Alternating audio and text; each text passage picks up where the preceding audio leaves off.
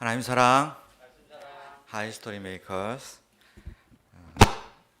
요즘 코로나 바이러스 사태 때문에 많은 분들이 집에서 계시는 시간이 많아지셨을 거라고 생각합니다.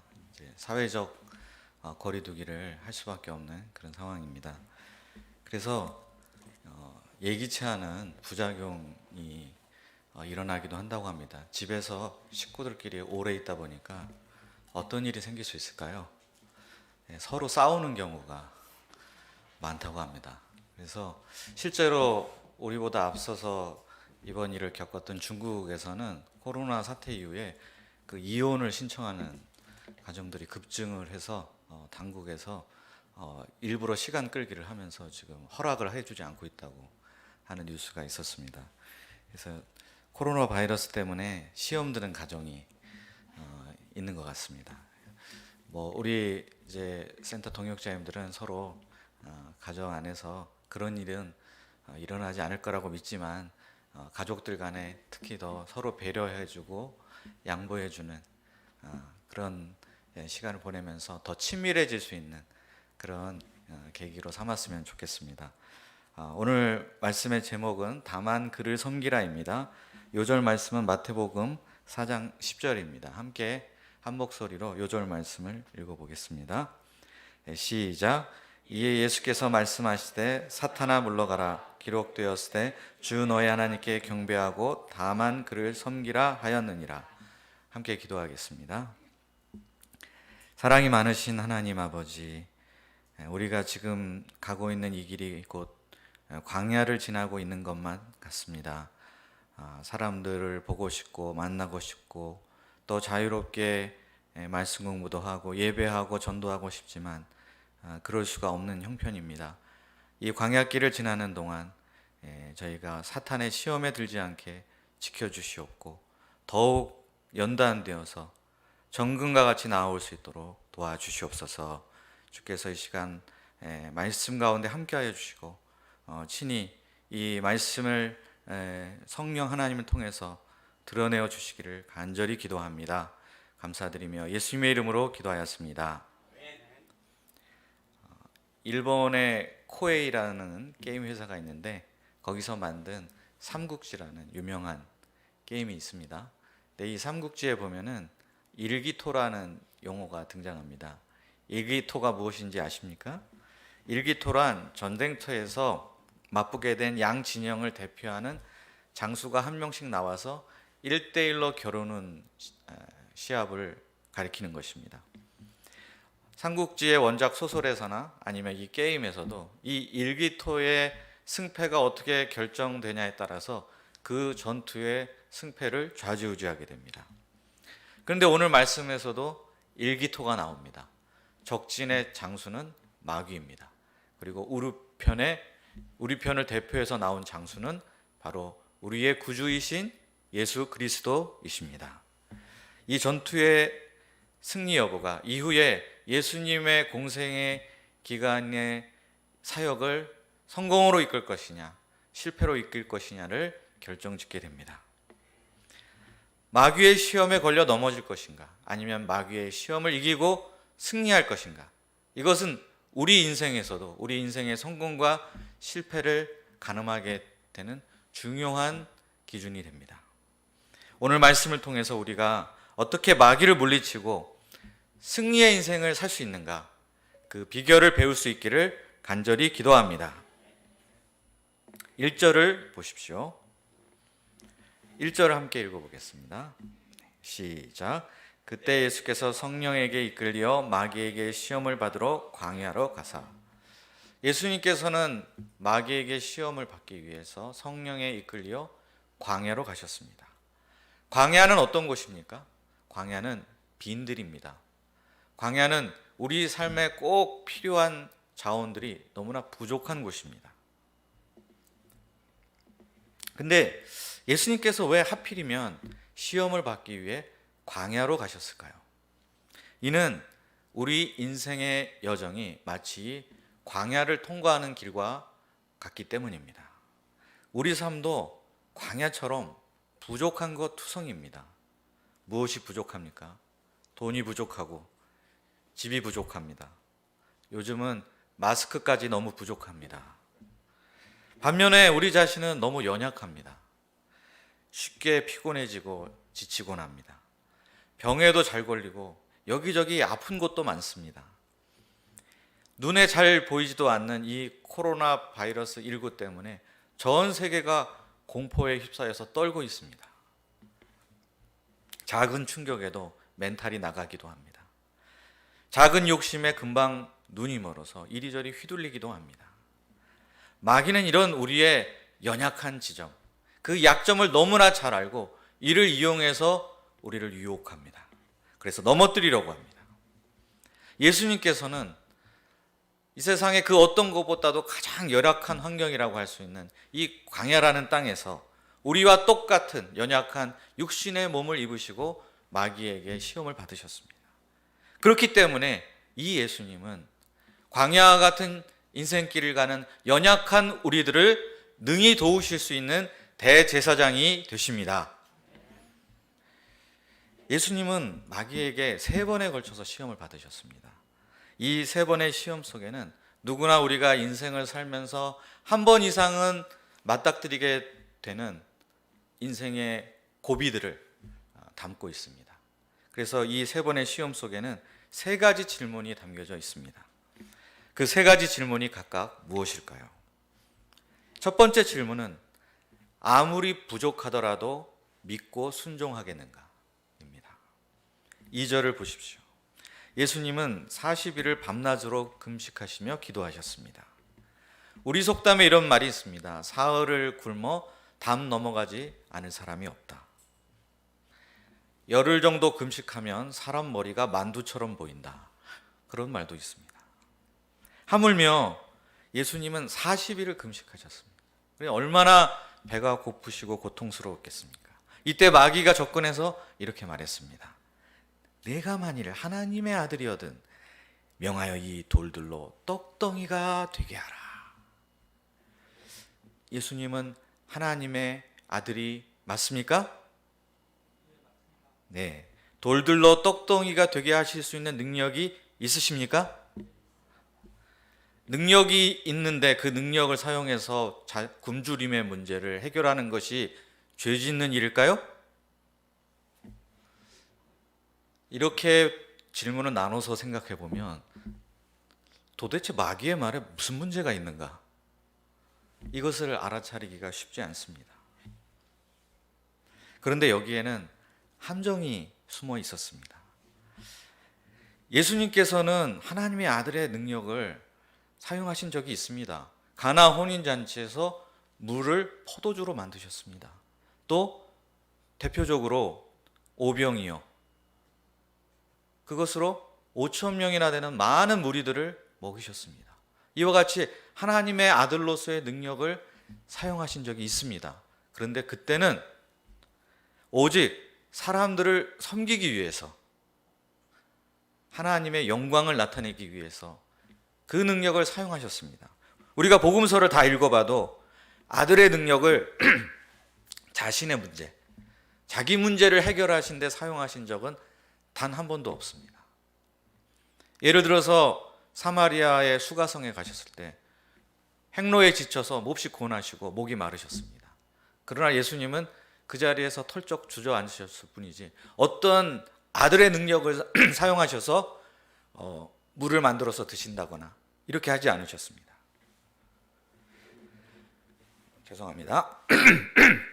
만약 여기서 예수님께서 이 굶주림의 문제를 해결하기 위해서 자신의 신적인 능력을 사용하신다면 어떻게 될까요?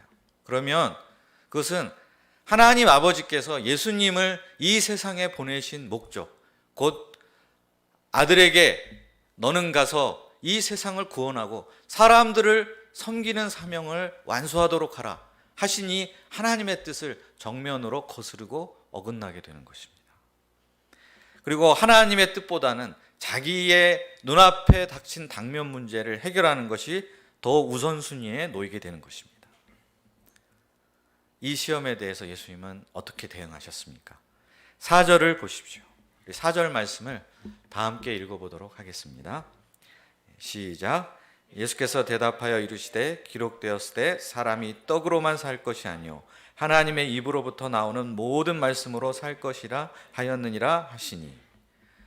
사람은 떡이 필요합니다. 떡이 없이 살 수 없습니다. 하지만 떡으로만 사는 존재는 결코 아닙니다. 사람은 하나님의 입으로부터 나오는 말씀으로 사는 존재입니다. 다시 말하자면 하나님의 뜻을 알고 그 뜻에 순종하는 것이 다른 그 어떤 것보다도 최우선순위에 놓여져야만 한다는 뜻입니다. 그러면 먹는 문제는 어떡합니까? 그것은 하나님께서 하나님의 뜻에 먼저 순종하고 그 뜻을 따르고자 하는 사람에게 친히 공급해 주신다는 것을 우리는 믿어야만 합니다. 예수님은 이 진리를 같은 마태복음 안에서 6장 33절에서 이렇게 제자들에게 가르치셨습니다. 다 아시죠? 마태복음 6장 33절 함께 암송해서 말해볼까요? 시작. 너희는 먼저 그의 나라와 그의 의를 구하라. 그리하면 이 모든 것을 너희에게 더하시리라. 제가 직장에 다닐 때 흔히 들었던 말이 있습니다. 누군가 이거 왜 해야 돼요? 이렇게 질문을 던집니다. 그러면 주위에서 돌아오는 말이 있습니다. 뭐라고 할까요? 야, 이거 다 먹고 살자고 하는 짓이야. 그냥 해. 네. 세상에 자본주의도 있고 공산주의, 사회주의 여러 가지 이념이 있지만 이 지구를 지배하고 있는 단 최고의 이념이 하나 있다고 합니다. 들어보셨나요? 먹고 사니즘이라고 한다고 합니다. 그만큼 사람들은 먹고 사는 문제에 매여 있습니다. 캠퍼스가 예외일까요? 그렇지 않습니다. 요즘에 청년 실업자가 38만 명이고 취준생까지 취직 준비하는 사람은 실업자에 안 들어간다고 합니다. 그렇지만 그들까지 다 포함하면 약 80만 명의 청년 실업자가 있습니다. 그렇기 때문에 많은 대학생들이 입학할 시점부터 장래 문제로 고민하고 어떻게 하면 내가 취업할 수 있을까, 제대로 된 직장을 얻을까 고민하고 여기에 올인합니다. 그래서 대학교 가운데 많은 동아리들이 무너져 내리고 있습니다. 취업에 도움이 안 되는 이런 동아리들을, 이런 것들이 점점 사라져가고 있다고 합니다. 그런데 이런 시대에 우리가 무엇을 말합니까? 우리는 예수님의 제자가 되는 것, 목자의 삶에 대해서 이야기하고 있습니다. 이런 시대에 정말 어울리지 않는 그런 주장을 하는 것처럼 보입니다. 다 좋은데 일단 취업부터 하고 삶의 안정과 여유가 생기고 집도 장만하고 뭐 그런 다음에 차근차근 하나하나씩 생각해 볼 문제 아니겠냐, 이렇게 말할 수도 있습니다. 그런데 이것이 바로 마귀가 먹고 사는 현실 문제, 경제 문제로 우리의 발목을 잡아서 아무것도 못하게 하려는 바로 그런 방식입니다. 먹고 사는 문제보다 더 중요한 문제가 있습니다. 그거보다 더 우선순위가 앞서는 것은 바로 하나님께서 내 인생에 두신 뜻이요, 나를 통해서 이루고자 하시는 소명입니다. 우리는 떡으로만 사는 존재가 아닙니다. 하나님의 입에서부터 나오는 모든 말씀으로 사는 존재들입니다. 우리의 현실 문제가 정말 어렵고 또 그것을 돌파하기가 힘듭니다. 우리에게 필요한 자원들이 너무 부족합니다. 그러나 아무리 그렇다 할지라도 하나님의 말씀과 그분의 뜻을 가장 최우선적으로 붙드는 저희들이 될 수 있기를 간절히 기도합니다. 두 번째 질문입니다. 두 번째 질문은 경험으로 증명되지 않아도 믿고 순종하겠는가? 입니다. 5절을 보십시오. 마귀는 예수님을 데려다가 예루살렘 성전 꼭대기 위에 세웠습니다. 그리고 이렇게 예수님께 말했습니다.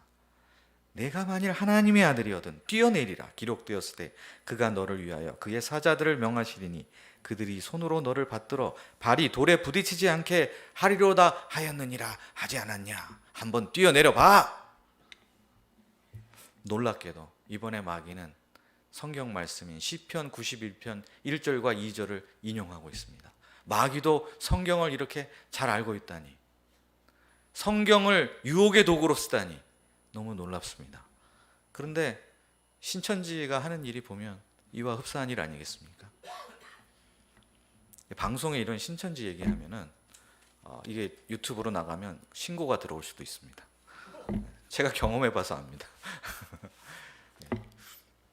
본래 시편 91편은 하나님은 언제 어디서나 우리가 신뢰할 수 있는 분이시다 하는 것을 노래하는 시편입니다. 근데 마귀는 이 말씀을 정반대로 왜곡시켜서 하나님께 대한 의심을 심는 도구로 사용하고 있습니다. 마귀는 이렇게 말하는 것입니다. 아이 사람아, 아니 경험으로 증명돼야 믿지, 경험으로 증명되지도 않는 사실을 어떻게 믿어? 더 확실한 증거가 필요해. 하나님께서 너를 정말로 사랑하시는지, 하나님이 너와 함께 하신다는 것을 한번 테스트해 봐야 되지 않겠어? 이렇게 말하는 것입니다. 이 두 번째 시험에 대해 예수님은 어떻게 대응하셨습니까? 7절을 보십시오. 7절 말씀 다 함께 읽어보겠습니다. 시작. 예수께서 이르시되 또 기록되었을 때 주 너의 하나님을 시험하지 말라 하였느니라 하시니, 예수님은 하나님을 시험하지 말라고 아주 분명하게 못을 박으셨습니다.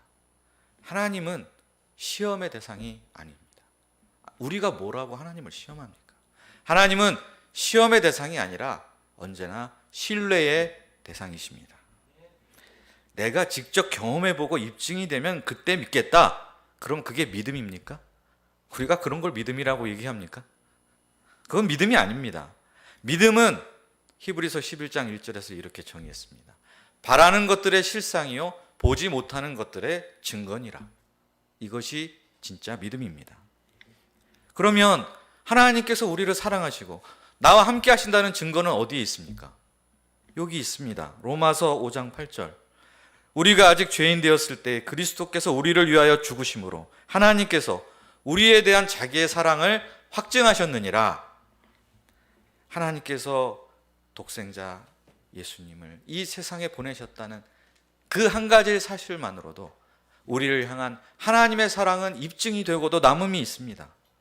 우리 대신 돌아가신 예수님의 십자가가 하나님의 사랑이 얼마나 확실하고 견고한지를 증명해 주고 있습니다. 그런데 더 이상 무슨 증거가 필요하겠습니까?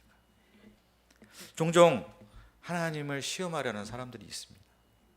하나님께서 정말 날 사랑하실까? 하나님께서 정말 나와 함께 하실까? 이런 의심이 듭니다. 그럼 이런 의심이 들 때 하나님께 대해서 이런저런 증거들을 요구하기 시작합니다.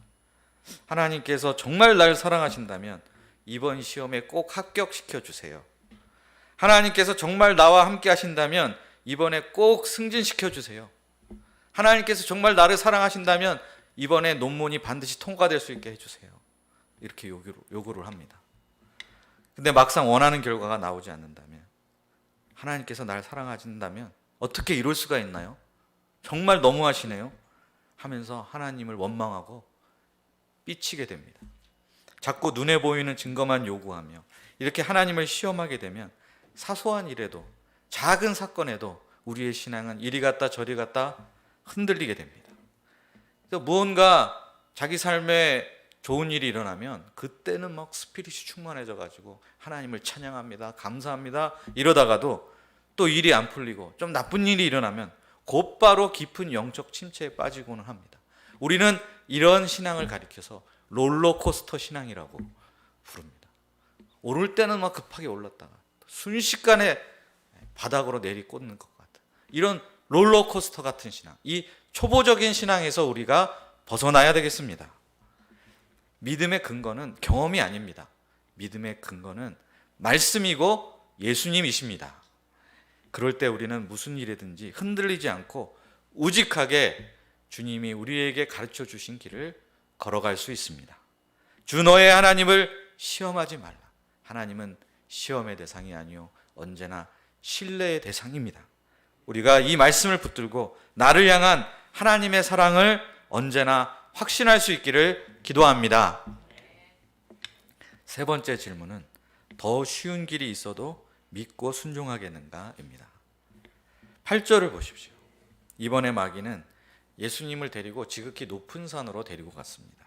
그곳에서 천하 만국과 그 영광을 보여주었습니다. 마귀가 이번에는 말로 유혹하기 전에 먼저 뭔가를 보여주었다는 것, 이것이 중요합니다. 사람은 보는 것에 의해서 쉽게 자극을 받는 존재입니다. 아무 생각이 없다가도 보고 나면 갖고 싶어집니다. 그래서 견물생심이라는 말이 생겨난 것 아니겠습니까? 천하만국과 그 영광을 보여주게 되면 와, 저거 너무 좋다. 저것을 다스릴 권세를 내가 차지한다면 얼마나 행복할까. 이런 마음이 속에서부터 생기면서 욕심이 나를 압도하게 됩니다. 그런데 마귀는 여기서 천하만국을 보여주는데 그 영광만을 보여주었습니다. 천하만국에 영광만 있을까요? 천하만국을 자세히 들여다보면 그 안에는 범죄도 있고 코로나 바이러스도 있고 전쟁도 있고 빈부격차도 있고 사회 부조리도 있습니다. 그런데 마귀는 이런 추하고 비참하고 더러운 것은 보여주지 않고 오직 아름답고 영광스러운 것만 필터링해서 보여줍니다. 그래서 이것을 본 이상 그것을 갖지 않고는 견딜 수 없는 그 충동을 억누를 수가 없게 됩니다. 이럴 때 마귀는 이렇게 속삭입니다. 만일 내게 엎드려 경배하면 이 모든 것을 내게 주리라. 여기서 모든 것을 내게 주리라는 이 말은 순 거짓말입니다. 천하만국이 누구의 것입니까? 하나님의 것인데 마귀가 지 것도 아닌 것을 무슨 수로 주겠다는 말입니까? 이건 다 거짓말입니다. 그러나 내게 엎드려 경배하면이라는 이 말이 너무나 달콤하기 때문에 그 뒤에 말이 참인지 거짓인지를 따져볼 생각이 들지 않게 됩니다. 얻게 될 파이는 너무 큰데 그것을 얻기 위해 지불해야 될 비용은 너무나도 작기 때문에 이 말에 귀가 솔깃해지고 끌리지 않을 수 없게 됩니다. 이에 예수님은 어떻게 대응하셨습니까? 10절을 보십시오. 우리 10절 말씀 함께 읽어보겠습니다. 시작. 이에 예수께서 말씀하시되 사탄아 물러가라. 기록되었을 때 주 너의 하나님께 경배하고 다만 그를 섬기라 하였느니라. 앞선 두 번과 달리 예수님은 먼저 사탄아 물러가라 라고 하셨습니다. 앞에서는 그냥 말씀만 간단하게 얘기하시고 물리쳤는데 이때는 사탄아 물러가라. 왜 이렇게 하셨을까요? 대놓고 하나님의 자리에 서서 자기에게 경배하기를 요구하는 사탄에게 향하는 예수님의 격한 분노가 느껴집니다. 학생들이 하는 표현으로 하면 깊은 빡침이 느껴진다. 이런 뉘앙스가 여기 담겨져 있습니다. 그리고 신명기 6장 13절 말씀으로 사탄을 물리치셨습니다. 주 너의 하나님께 경배하고 다만 그를 섬기라. 모든 인생들로부터 경배와 찬송을 받기에 합당하신 분은 오직 하나님 한 분밖에 없습니다. 천하 만국과 그 영광을 주실 분도 오직 하나님 한 분밖에 없습니다. 하나님은 예수님을 처음부터 천하 만국을 다스릴 왕으로 세우고자 계획하셨습니다. 그리고 거기에 이르게 될 길도 그 방법도 이미 정해 놓으셨습니다. 그 길이 무엇일까요? 바로 십자가의 길, 고난의 길을 거쳐서 부활의 영광에 이르는 길, 그것입니다. 고난의 십자가를 짊어지고 죽으심으로 부활하시고 승천하심으로써 예수님은 천하 만국을 다스릴 권세를 얻게 될 것입니다. 그런데 마귀는 예수님에게 이렇게 얘기하고 있는 겁니다. 왜 그렇게 어렵고 힘든 일을 가려고 하느냐? 더 쉬운 길이 있다. 지름길이 있다. 이렇게 속삭이고 있습니다. 그러나 예수님은 하나님 아버지를 믿고 따르는 길 위에 다른 길은 없다. 이렇게 분명하게 말씀하고 계신 것입니다. 사탄의 유혹을 아예 처음부터 단칼에 일축하셨습니다. 사탄의 말을 자꾸 생각하고 묵상하다 보면은 결국 우리는 거기에 말려버릴 수밖에 없습니다. 그러나 예수님은 처음부터 말씀으로 대적하시고 그래서 승리하셨습니다. 이 세상에 빠른 길, 편한 길, 쉬운 길, 그런 길은 없습니다. 두 눈 딱 감고 인간적인 방법을 쓰더라도, 사탄적인 방법을 쓰더라도 빨리만 가면 된다, 편하게 가자, 얻고 싶은 것을 얻기만 하면 된다, 이런 마귀의 속삭임에 우리가 속아 넘어가서는 안 되겠습니다. 세상의 수많은 사기꾼들이 이용하는 방법이 바로 이와 같은 방법입니다. 그 길은 지름길입니다. 멸망으로 향하는 지름길입니다. 내가 가장 빨리 부패하고 망하는 길입니다. 묵묵히 하나님을 경배하고 섬기는 길, 굉장히 더디 가든 것 같고 어려워 보이지만 사실 그 길이 가장 확실한 길이고 가장 빠른 길인 줄 믿습니다. 앞장서 가신 예수님의 뒤를 따라 자기 부인, 자기 십자가의 길을 가는 것이 생명의 길입니다. 하나님을 소유하면 그럼 어떻게 됩니까? 하나님은 세상 모든 것을 다 소유한 분이 되기 때문에 우리도 하나님 안에서 세상을 모두 소유한 왕이 될 수 있습니다. 그런데 세상을 가지려고 하나님을 버리면 하나님도 잃고 세상도 잃고 아무것도 남지 않게 됩니다. 내가 스스로 왕이 되려고 하면 결국에는 마귀의 똘마니, 마귀의 노예가 되고 맙니다. 그러나 왕이신 하나님을 섬기게 되면 우리는 장차 주님과 함께 왕노릇하며 다스리게 될 줄 믿습니다. 누가 더 지혜로운 사람입니까?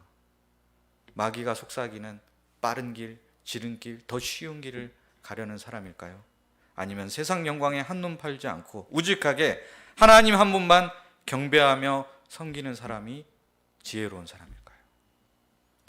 우리가 마귀에게 속지 말고 하나님께서 말씀을 통해서 우리에게 가르쳐 주신 의의 길, 진리의 길을 꿋꿋하게 계속 걸어갈 수 있기를 기도합니다. 11절을 보십시오. 11절 함께 읽겠습니다. 시작. 이에 마귀는 예수를 떠나고 천사들이 나와서 수종드니라.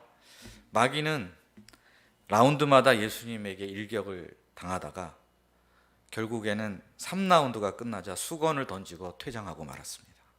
예수님의 통쾌한 승리였습니다. 세 번의 시험에서 예수님께서 마귀를 이기신 방법에는 공통점이 있습니다.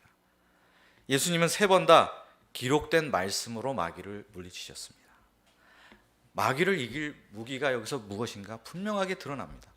우리가 마귀를 이길 수 있는 무기는 하나님의 말씀입니다. 또한 예수님은 세 번 다 마귀가 무슨 말을 하든 무엇을 보여주든 항상 믿고 순종하는 길을 선택하심으로 승리를 이루셨습니다. 예수님은 돌로 떡을 만들지 않으셨습니다. 놀라운 기적을 펼치셔가지고 자신이 진짜 하나님의 아들이라는 것을 입증해 보이지도 않으셨습니다. 당장 천하 만국을 다스릴 권세도 얻으신 것은 아닙니다. 이렇게 보면 예수님께서 당장 눈앞에 있는 여러 가지 문제들을 해결한 것은 하나도 없는 것처럼 보입니다. 아무것도 된 일은 없는 것 같습니다. 그러나 예수님은 끝까지 믿고 순종하심으로 결국 나중에 이 모든 것을 다 얻으시고 이 세상의 근본적인 문제를 해결하셨습니다. 11절에 보다시피 하나님께서 보내신 천사들이 와서 예수님께 먹을 것을 공급해 드렸습니다. 또 하나님께서 예수님을 죽음 가운데서 부활케 하심으로 로마서 1장에 나온 대로 하나님의 아들이신 것을 인정받도록 입증해 주셨습니다. 또 예수님은 부활 후에 승천하셔서 하나님 보좌 우편에 앉으셔서 천하 만국을 다스리는 만왕의 왕, 만주의 주가 되셨습니다. 어떻습니까? 결국에는 사탄이 얘기했던 것, 먹을 것, 또 하나님의 아들로 입증되는 것, 그리고 천하 만국을 다스릴 권세, 예수님은 그 세 가지를 모두 다 얻으셨습니다. 그러나 하나님의 방법으로 하나님을 믿고 하나님의 뜻에 순종하는 길을 통해서 그 모든 것을 얻으셨습니다. 당장 눈앞에 보이는 문제를 해결하고 자기 존재를 증명하고 원하는 것을 얻는 것이 승리다, 이런 식으로 우리는 생각하곤 합니다. 그러나 그것이 진정한 승리는 아닙니다. 진정한 승리는 무엇일까요? 진정한 승리는 어떤 상황에서도 믿고 순종하는 것이 승리입니다. 요즘 코로나 바이러스 사태 때문에 좀 우리가 광야 같은 세상에 놓여 있구나. 그리고 이 광야 같은 세상을 지나가는 우리가 얼마나 연약한 존재인가를 절감하고 있습니다. 이런 시기에 마귀도 나도 코로나 바이러스에 감염되면 안 되겠다. 내 초소에서 그냥 조용히 지내야 되겠다. 이러고 있을까요? 그렇지 않습니다. 마귀는 코로나 바이러스에 감염될 이유가 없기 때문에 마귀는 지금도 우는 사자처럼 삼킬 자를 열심히 찾아다니면서 사람들을 유혹하고 있습니다. 이 마귀를 무찌를 무기는 말씀밖에 없습니다. 우리가 당분간 이렇게 공예배로 모든 안암 식구들이 모이기가 어렵습니다. 또 말씀 공부를 하려고 해도 이렇게 신경 써야 할 것들이 많아졌고 스트레스가 쌓이고 여러모로 불편해졌습니다. 이러다 보면 우리가 자칫 말씀을 손에서 놔버리기 쉽습니다. 그럼 어떻게 되겠습니까? 우는 사자처럼 삼킬 자를 찾아다니는 이 마귀의 먹잇감이 되기 쉽습니다. 마귀가 던진 그 떡밥을 뭔지도 모르고 덥석 물다가 시험에 들 수 있습니다. 이럴수록, 이런 시기일수록 더욱더 하나님의 말씀을 붙들기에 힘써야 하겠습니다. 그래서 우리가 마귀의 시험을 이겨야 하겠습니다. 오늘 말씀은 우리에게 이것을 말하고 있습니다. 당장 문제 해결하는 것이 승리가 아니다. 순종이 승리다. 믿음이 답이다. 이것을 우리에게 말하고 있습니다. 증명하지 않아도, 좀 부족해도, 더 쉬운 길이 있다 하더라도 결코 마귀의 꾀임에 넘어가는 사람들이 돼서는 안 되겠습니다. 우리가 언제나 어떤 상황에서도 절대적으로 하나님을 믿고 하나님의 뜻에 순종할 수 있기를 기도합니다. 그래서 마귀의 시험을 이기고 승리하는 인생을 살 수 있기를 간절히 기도합니다. 기도하겠습니다. 살아계신 하나님 아버지, 마귀는 우는 사자처럼 삼킬 차를 찾아서 우리의 영적 생명을 노리고 있습니다. 저희가 깨어있게 도와주시옵소서. 마귀의 유혹의 정체를 오늘 말씀을 통해서 간파할 수 있는 지혜와 분별력을 허락해 주시옵소서.